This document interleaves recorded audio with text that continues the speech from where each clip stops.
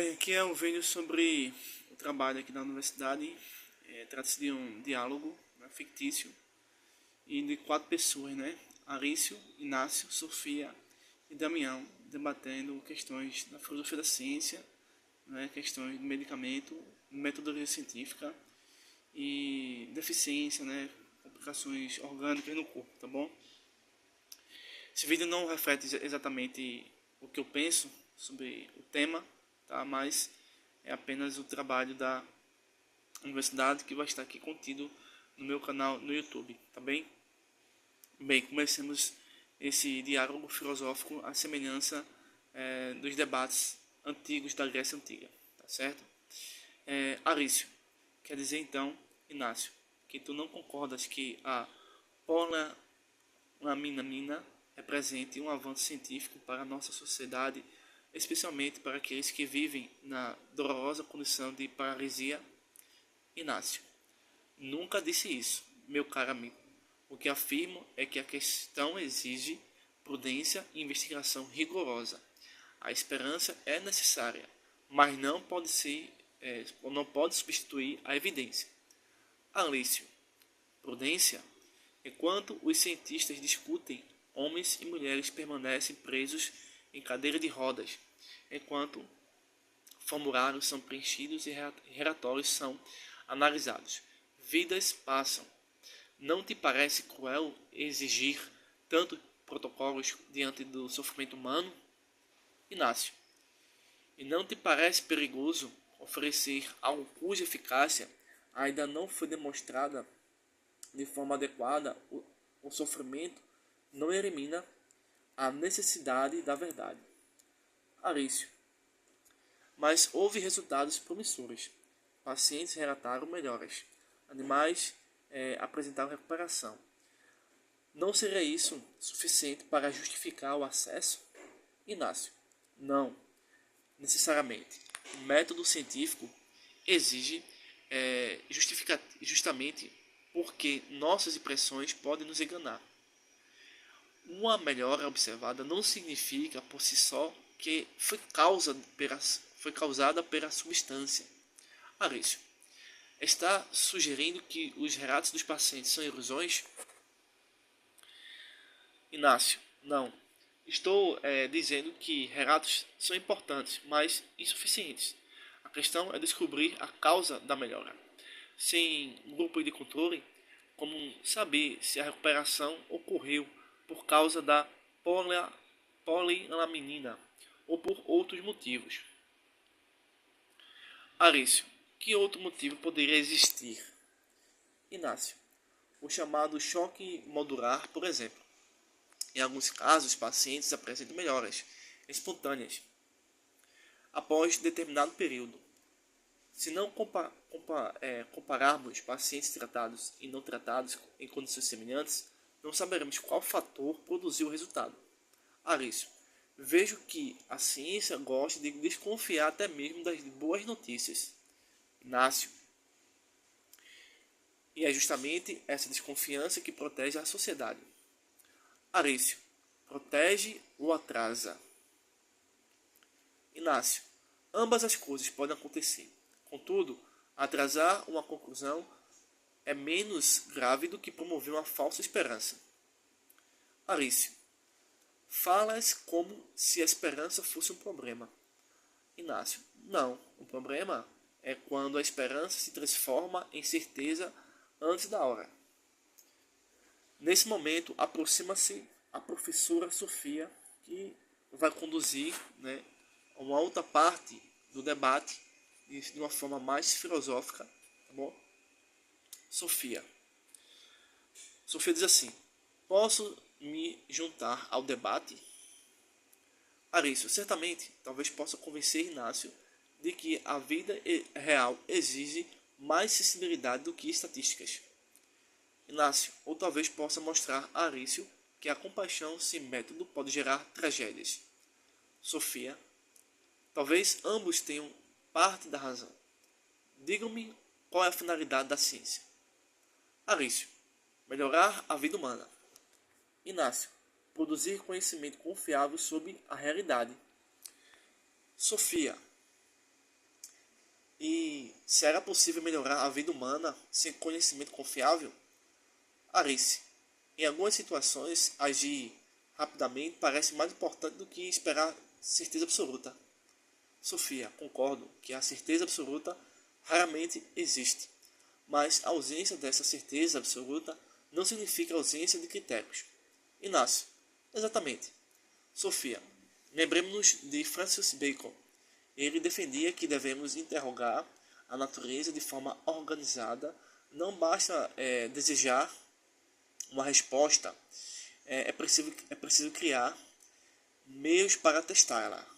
Arício. Contudo, Bacon não conheceu a exigência das redes sociais, onde milhares de pacientes acompanham cada notícia esperando um milagre. Sofia. E justamente aí reside o perigo. As redes sociais aceleram a circulação de informações, mas não aceleram necessariamente a produção de conhecimento verdadeiro. Inácio. Muitas vezes aceleram apenas a propagação de expectativas. Arício. Ainda assim, não podemos ignorar a voz dos pacientes. Nesse momento chega Damião, apoiado em sua cadeira de rodas. Damião. Ouvir meu nome ser mencionado indiretamente. Afinal, são pessoas como eu que estão no centro da discussão. Sofia. Tens razão. Talvez devemos ouvi-lo. Damião. Há anos que eu vivo com uma lesão medular. Quando ouvi falar da polilaminina, senti algo que não experimentava havia muito tempo. Esperança. Arício. Vês? É exatamente disso que estou falando. Damião. Calma, amigo. Esperança não resolve minha condição, mas apenas me deu força para continuar. Inácio. E qual tua opinião sobre os testes científicos? Damião. Confesso que me sinto dividido. Uma parte de mim deseja tentar qualquer possibilidade, outra parte teme ser enganada. Sofia. Eis o drama humano, em sua forma mais pura. Damião. Quando leio relatos de recuperação, quero acreditar, mas quando lembro de outras promessas que fracassam, sinto medo. Arício. Medo de quê? Damião. Medo de investir minhas últimas energias em algo que talvez não funcione. Inácio. Esse é precisamente o motivo pelo qual o método científico existe. Sofia. Vamos examinar a questão filosoficamente. O que diferencia o conhecimento científico do senso comum? Arício. O senso comum nasce da experiência cotidiana. Inácio. A ciência exige controle, comparação e verificação. Sofia. Muito bem. Se 10 pessoas afirmam ter melhorado após um tratamento, isso é uma observação valiosa, mas ainda permanece ao campo inicial da investigação. Alício. Então, os relatos não valem nada? Sofia. Vale muito. Eles podem gerar hipóteses. O problema é confundir hipótese com conclusão. Inácio. Excelente distinção. Sofia. Karl Popper ensinou que teorias científicas devem ser testadas, expostas ao risco de erro. Uma teoria que não pode ser criticada não é verdadeiramente científica. Alício. Mas não seria desumano exigir testes demorados de quem sofre agora? Sofia. A pergunta é legítima. Contudo, consideremos o seguinte. E se o tratamento não funcionar? Ou pior, e se causar danos inesperados? Damião. Isso também me preocupa. Arício. Mas toda escolha envolve riscos. Inácio. Sim, e é justamente para medir esses riscos que realizamos pesquisas controladas. Sofia. Recomendemos alguns episódios recentes. Desculpe, pessoal. Sofia. Recordemos alguns episódios recentes. Arício. Quais? Sofia. Durante a pandemia do Covid-19, muitos acreditaram que certos medicamentos resolveriam rapidamente a crise. Milhões de pessoas depositaram confiança nessas propostas antes de existência de evidências robustas. Inácio. E posteriormente, diversos estudos mostraram que muitas dessas expectativas eram infundadas. Sofia. Houve também o caso da chamada pílula do câncer, a fosfoetanoramina. Damião. Lembro-me disso. Sofia. A pressão popular foi enorme. Havia pacientes desesperados, familiares angustiados e intensa cobertura midiática. Porém, quando os testes científicos avançaram, os resultados não confirmaram a expectativa inicial. Arício. Está sugerindo que a hipótese pode se repetir? Desculpa aí, pessoal, novamente. Arício. Está sugerindo que a história pode se repetir? Sofia. Estou dizendo que a história nos ensina prudência. Damião. Existe algo que me intriga. Por que tantas pessoas passam a acreditar imediatamente em tratamentos experimentais? Sofia. Porque o sofrimento cria uma necessidade profunda de sentido e de esperança. Inácio. E por que os seres humanos frequentemente confundem a correlação com a causalidade? Arício. Explica melhor. Inácio. Se alguém melhorar após receber um tratamento, é natural concluir que o tratamento foi a causa da melhora. Mas a realidade pode ser mais complexa. Talvez outros fatores tenham contribuído. Sofia. É por isso que grupos de culturas são tão importantes.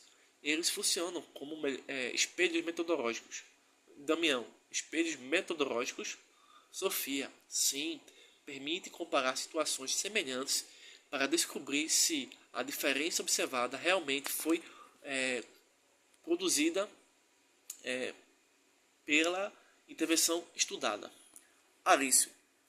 Ainda assim, continuo pensando que existe algo de excessivamente burocrático em certos processos científicos. Inácio. Talvez porque confundas burocracia com rigor. Arício. Não são a mesma coisa?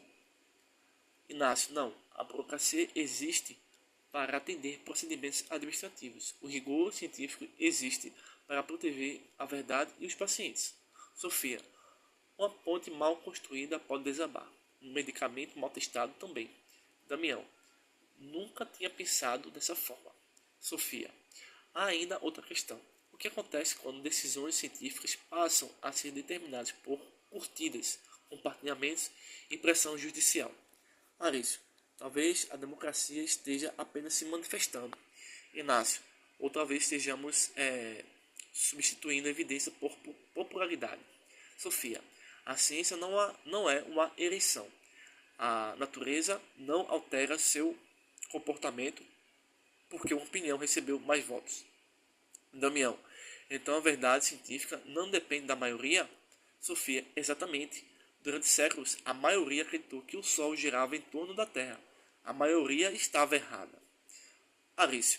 Começo a perceber teu ponto, mas ainda me incomoda a lentidão. Inácio. A lentidão pode ser frustrante, porém uma conclusão precipitada pode custar vidas. Sofia. Talvez o verdadeiro desafio seja equilibrar duas virtudes: compaixão e prudência. Damião. E nenhuma delas deve eliminar a outra. Sofia. Muito bem observado. Arício. Então, qual seria a atitude correta diante da polilaminina? Inácio. Continua pesquisando. Sofia. Com transparência. Damião. Com participação dos pacientes. Inácio. Com revisão por pares. Sofia. Com grupo de cultura adequado. Damião. E sem transformar hipótese em milagres. O sol começava a se pôr. A praça, antes agitada, tornava-se silenciosa. Sofia. Antes de nos despedirmos, quero fazer uma última pergunta. O que é mais importante para a ciência? Ter respostas ou fazer perguntas corretas? Arício. Antes eu diria que são as respostas. Agora penso que perguntas corretas são indispensáveis. Inácio. Concordo. Uma boa pergunta conduz uma boa investigação. Damião. Uma investigação honesta pode produzir respostas capazes de transformar vidas. Sofia. Então talvez tenhamos aprendido algo hoje. A esperança sem evidência corre o risco de se tornar ilusão. Mas a evidência sem esperança perde seu propósito humano. Arício, vejo agora que precisamos escolher entre compaixão e método. Inácio, precisamos dos dois. Damião, porque quem sofre necessita de esperança. Sofia, e quem pesquisa necessita de verdade. Arício, e somente quando esperança e verdade caminham juntas, a ciência cumpre sua missão. Inácio, não, a missão produz milagres. Desculpa aí, pessoal. Inácio, não a missão de produzir milagres. Damião, mas a de ampliar pouco a pouco as possibilidades humanas. Sofia, exatamente. A ciência avança como que atravessa uma ponte em meio à neblina. Vê apenas alguns passos à frente, mas continua caminhando porque cada passo permite o próximo. Arício, e a menina, Sofia? Talvez venha confirmar as expectativas, talvez não. O futuro pertence à investigação. Inácio, e não aos desejos, Damião, nem aos medos, Sofia, mas a busca paciente da verdade. Então, pessoal, aqui foi apenas um texto do trabalho da universidade, semelhante aos debates antigos, que vai estar aqui no YouTube do meu canal, tá bom? Eu agradeço a todos aí e qualquer dúvida é só entrar em contato comigo, tá bom? Forte abraço e até breve.